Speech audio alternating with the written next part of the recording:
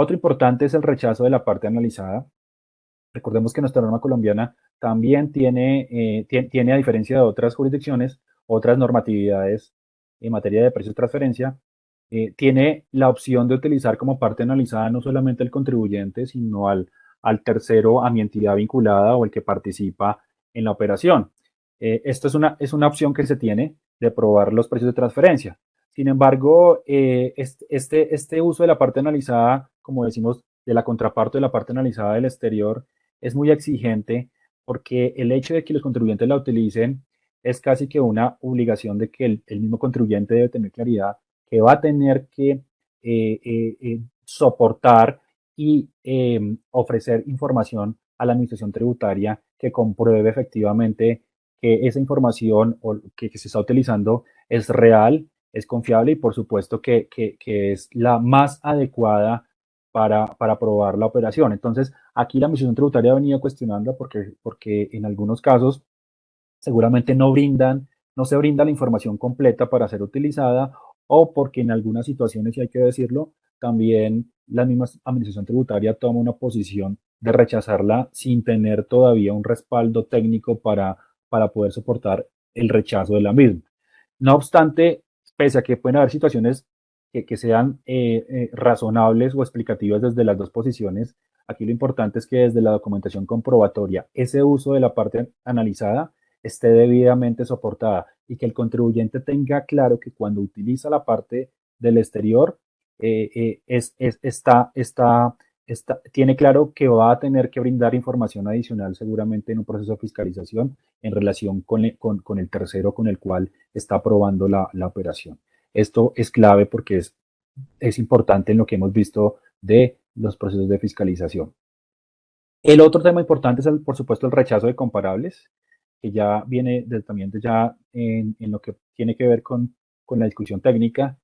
Y en este aspecto, que sigue siendo un tema, por supuesto, de mucha subjetividad, aquí lo recomendable siempre va a ser en que el uso de esos comparables esté fundamentado en el método que se utiliza, por supuesto, en que sea una información confiable, que realmente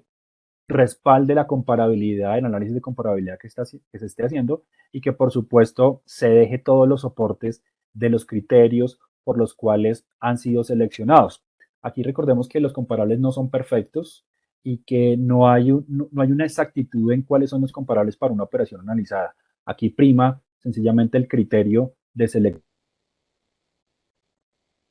dar en el futuro sobre el por qué se usan como las operaciones que son las más comparables a la operación a analizar. Y en otro aspecto que se ha visto, que es muy común, es el rechazo de metodologías. El rechazo de metodologías de la administración tributaria parte en que el método del contribuyente que ha seleccionado en su estudio, pues de alguna manera no satisface desde el punto de vista técnico a la administración tributaria. Aquí vemos un sencillo ejemplo de lo que ha venido sucediendo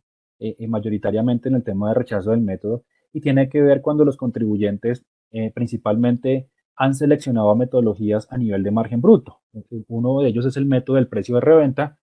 y cuando la administración tributaria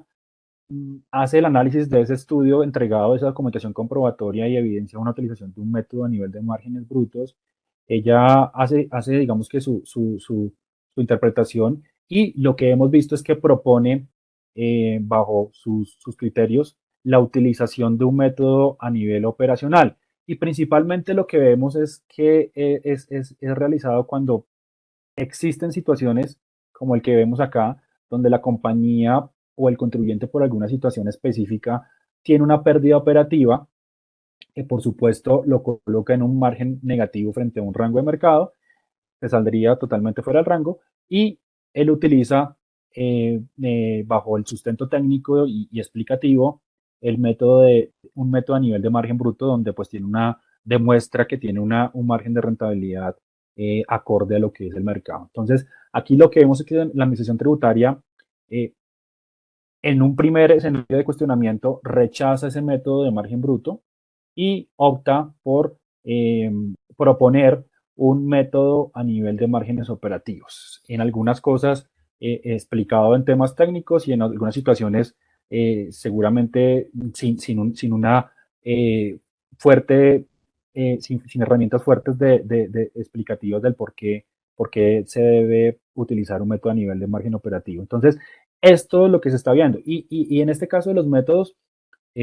no es que no se pueda utilizar un método a nivel de margen bruto, hay que explicar y tener muy claro en el informe local las situaciones por las cuales dieron la conclusión de optar por un método a nivel de margen bruto, que si en la práctica debería estar bien soportado y muy bien documentado con razones metodológicas y técnicas, pues es viable y adecuada la utilización de un método a nivel de margen bruto, en discusión, por supuesto, con la posición de la Administración Tributaria para la utilización de un método a nivel de margen operativo. Entonces, estas son, digamos, un poco de las cosas que hemos venido viendo. Eh, a, Otra de las situaciones que se han visto en materia de fiscalización también está relacionada con el informe maestro. El informe maestro, en el informe maestro hemos podido ver dos tipos de cuestionamientos. Por un lado, el plazo de entrega, y es que aquí hay que recordar que cuando empezó la exigencia del informe maestro, por allá en el año fiscal 2017, eh, el plazo de entrega era en simultánea con el informe local y la declaración informativa, es decir, más o menos en los meses de julio. Y esto de alguna manera complicó a una gran parte de los contribuyentes, y especialmente a los pertenecientes a grupos multinacionales grandes, porque pues esta información, obtenerla de parte de un grupo multinacional cuando no dependía del contribuyente su elaboración o la consecución de este documento, pues entregarla en un mes de julio era completamente difícil, lo que conllevó a que muchos contribuyentes en esos primeros años no presentaran de manera oportuna ese informe maestro, sino que lo presentarán seguramente hacia finales del periodo de ese año en el que siguiente al que objeto de presentación. Pues esto, aunque la administración tributaria se entendió el tema y 2 años un poco complejos y muchos contribuyentes, como repito, omitieron esa entrega. No obstante, la administración tributaria ya unos años más adelante empezaron a cuestionar estas entregas tardías de los contribuyentes y ha venido pues requiriendo y sancionando a los contribuyentes que entregaron. Pues me repito, aunque se entendió que definitivamente debía ser en un plazo posterior al mes de julio, como lo tenemos hoy en día, pues al final esos 2 años, no, digamos que en los contribuyentes que no pudieron hacerlo, pues al final están siendo sancionados de alguna manera. Entonces, pues eso es algo un poco de lo que hemos visto en materia formal. Y desde el punto de vista ya de fondo del informe maestro, también hemos podido ver situaciones que tienen que ver con las faltantes de información. Ya se han visto cuestionamientos por omisión de información en el informe maestro. Ya empezamos a ver cuestionamientos por parte de la DIAN de que de alguna del contenido del informe maestro no está alineado con los requerimientos que están plasmados en el mismo decreto 2120 de pérdida de transferencia, y que es la misma línea que tiene para este informe la OCDE. Y lo que ha hecho la Administración Tributaria, pues sencillamente es cuestionar esa omisión.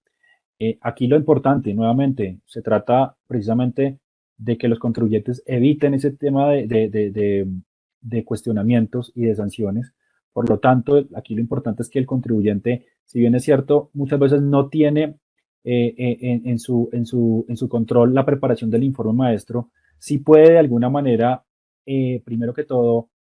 verificar que ese informe maestro por parte de su casa matriz le sea entregado oportunamente y que le permita hacer una revisión cuando lo tenga de que este informe se alinea a la norma colombiana de tal manera que evite que haya omisión de información y que pueda ajustarlo en el camino o hablar con su casa matriz para poderlo alinear a la norma colombiana. Entonces es un poco lo que sucede en materia del informe maestro. El otro punto importante que se ha visto en materia de fiscalización y que yo creo que no se puede dejar por fuera es el tema de la información financiera segmentada. Este es un tema muy importante y de mucho cuidado, porque aquellos contribuyentes que por razones de sus transacciones, de sus divisiones de negocio con las que cuentan en una organización, deben segmentar las transacciones como lo dice la norma para poder demostrar la aplicación del precio de transferencia, pues deben preparar una segmentación que, como dice la misma norma, cuente, se elabore con la debida explicación técnica desde el punto de vista financiero y desde del mismo de vista punto de vista.